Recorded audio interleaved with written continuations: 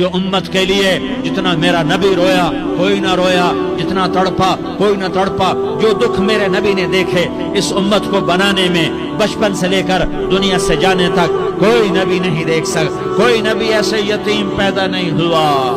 کوئی نبی ایسے یتیم پیدا نہیں ہوا، کوئی نبی ایسے فقر میں پیدا نہیں ہوا کہ کوئی عورت دودھ پلانے کے لیے تیار نہ ہو۔ کسی نبی کی ماں کو اللہ نے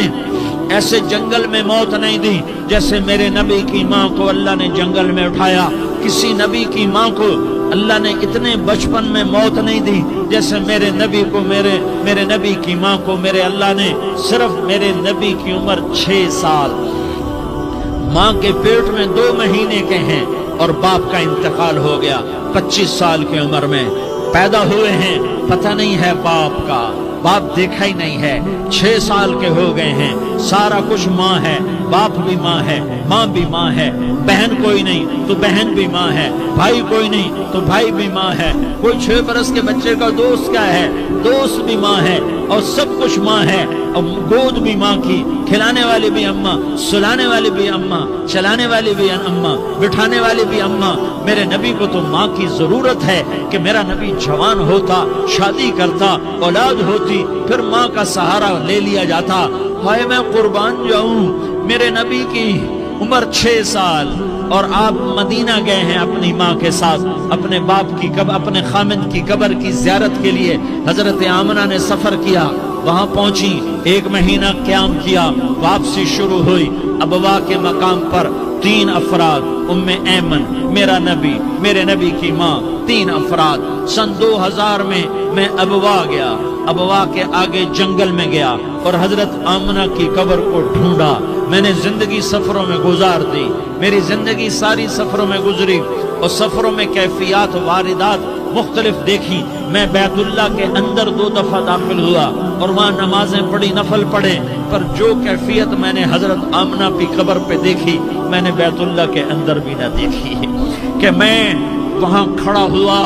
1400 سال پیچھے دیکھ رہا تھا، چاروں طرف جنگل تھا، چاروں طرف کالے پہاڑ تھے اور کانٹے دار جھاڑیاں تھیں اور چھوٹے چھوٹے کیکر تھے اور سخت ان کے کانٹے تھے، بڑے بڑے پتھر تھے، نوکیلے سنگریزے تھے اور سیاہ کالے پہاڑ تھے، اور چاروں طرف سن 2000 میں انسان نام کی شے نہ تھی۔ 14 صدی پیچھے میں نے مڑ کے دیکھا کہ میرے نبی کی ماں صرف 25 سال کی عمر میں ہارٹ اٹیک نے پکڑا اور آپ گری۔ ایسے اوپر چبوترا سا تھا، کوئی 40-50 فٹ اونچا پہاڑ ہے جہاں میرے نبی کی ماں پر موت نے وار کیا۔ ارے یہ موت مدینے میں آتی تو نان کے سنبھال لیتے، یہ موت مکے میں آتی تو داد کے سنبھال لیتے، کوئی دادا سنبھالتا، کوئی چاچا سنبھالتا، کوئی پھوپھی سنبھالتی،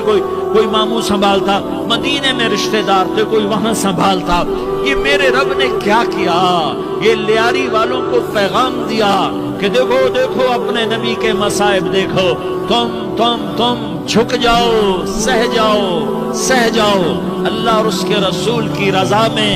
پی جاؤ، سہ جاؤ، تو تمہیں عزت کے تاج مقدر، تمہیں کامیابی مقدر، تمہیں عزتیں مبارک، تمہیں کامیابی مبارک، تمہیں رحمتیں مبارک، تمہیں جنت مبارک، تمہیں اللہ کی رضا مبارک۔ ظالم کے ساتھ کبھی میرا رب نہ ہوا، مظلوم کو میرے رب نے کبھی تنہا نہ چھوڑا۔ مظلوم کافر بھی ہو تو اللہ اس کا ساتھی ہے، مظلوم کافر بھی ہو تو اللہ اس کا ساتھی ہے۔ میں قربان جاؤں، میرا وجود کانپ رہا تھا۔ یہاں میری ماں مری، میں 45 سال کا تھا، لیکن میں صدمہ نہیں بھول پایا، اور میرے نبی کی عمر تو